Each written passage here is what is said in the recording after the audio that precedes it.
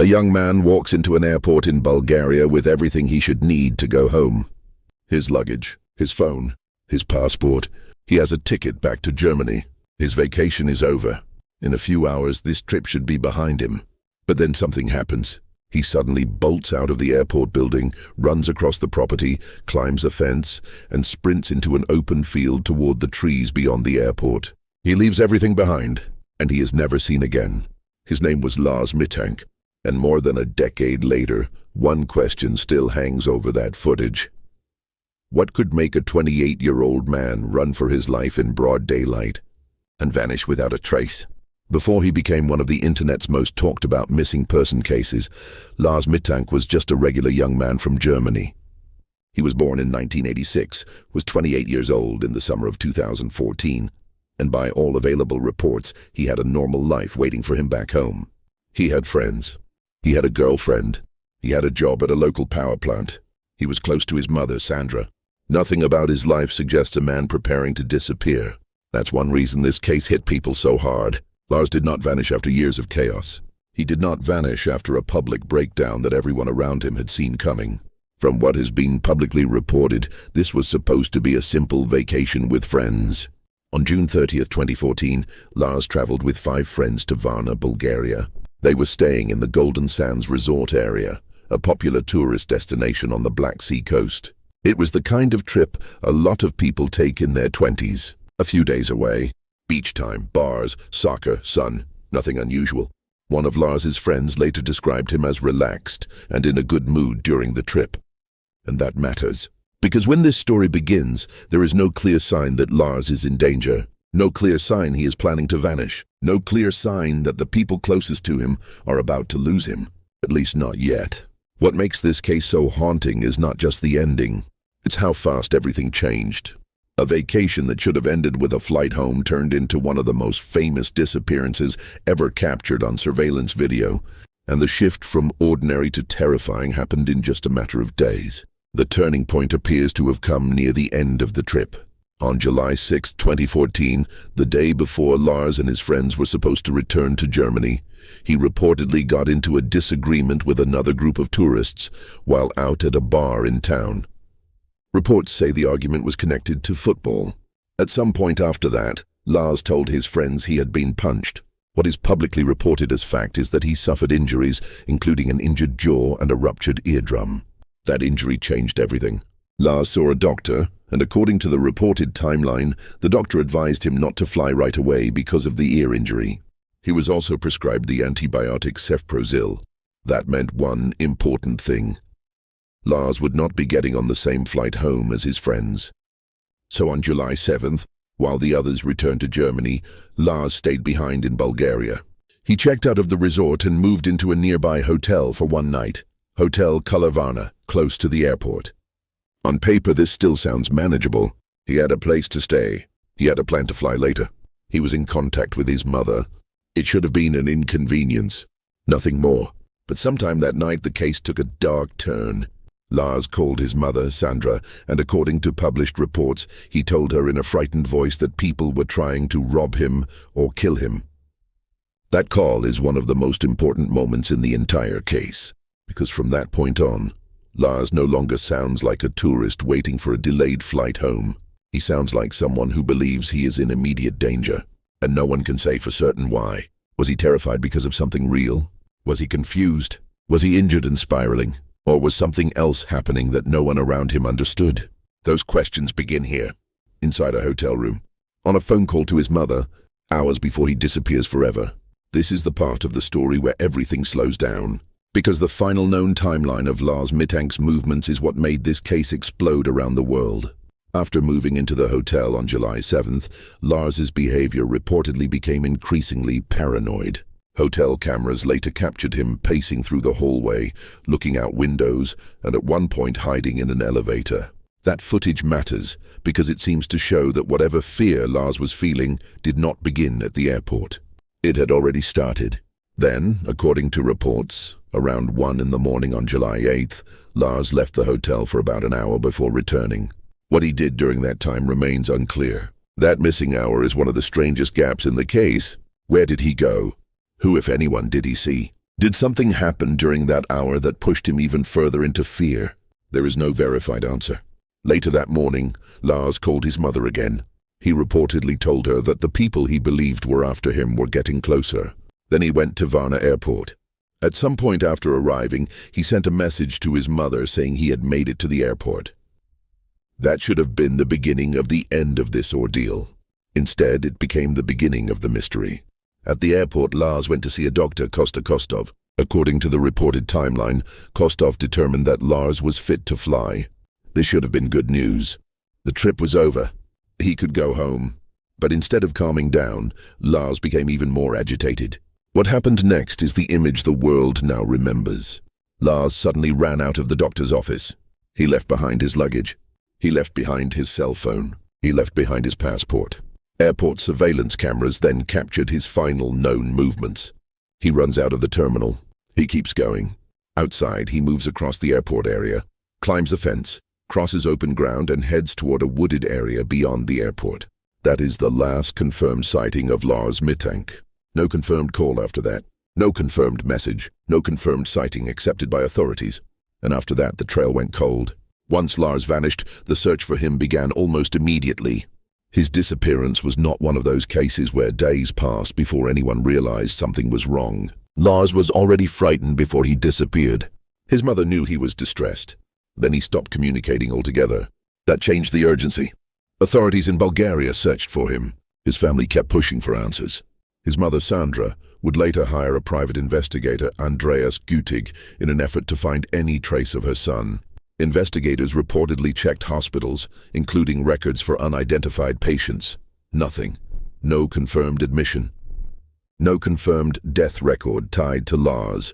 No confirmed evidence that he had managed to start a new life. That last point is important, because when someone disappears, people often rush toward the simplest possible explanation. Maybe he wanted to leave. Maybe he ran away. Maybe he chose a different life. But in this case, the facts don't support a clean, simple exit. He ran from an airport in apparent panic.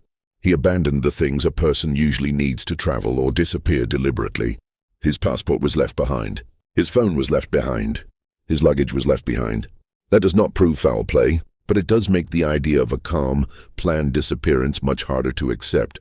As the search continued, the footage from the airport began spreading online.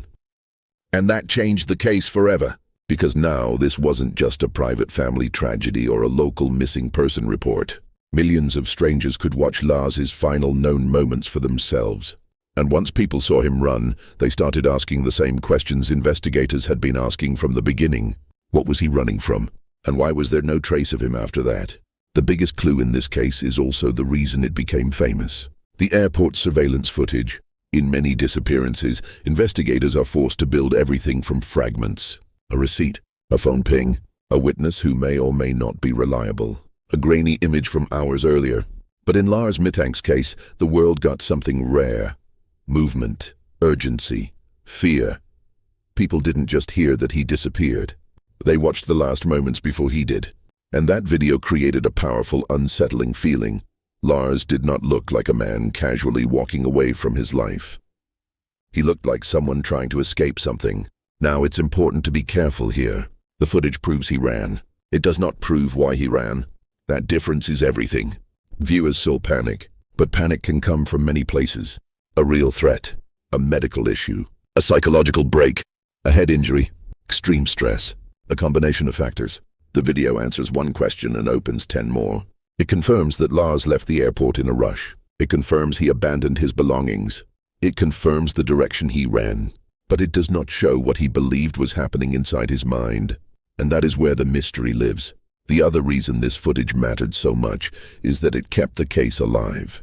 By 2018, according to reporting later summarized by People, the original video had reportedly been viewed more than 16 million times.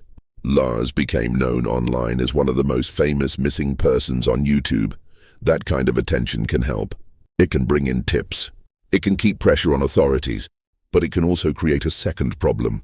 Theories start multiplying faster than facts. And in Lars's case, that is exactly what happened.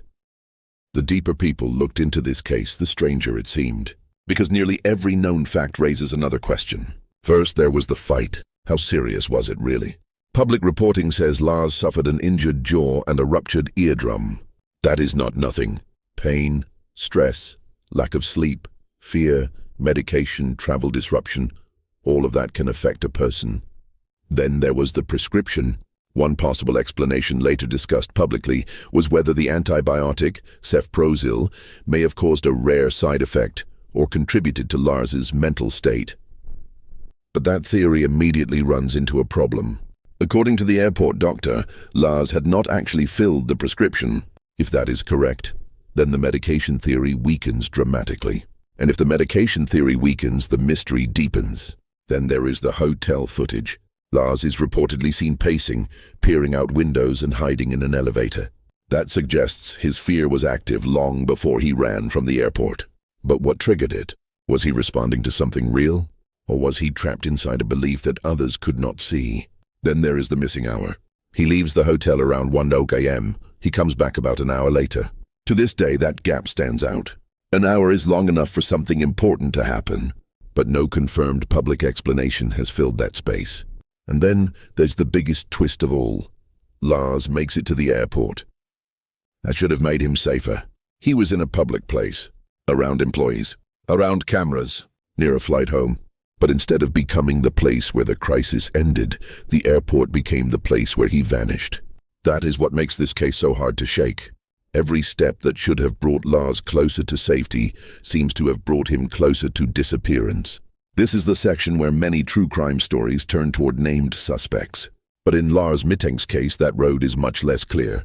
There has never been a publicly confirmed suspect in his disappearance. And that matters. Yes, there are people the internet has focused on over the years. The group involved in the earlier fight is one example. Online discussions have also pushed the idea that criminals may have been after him.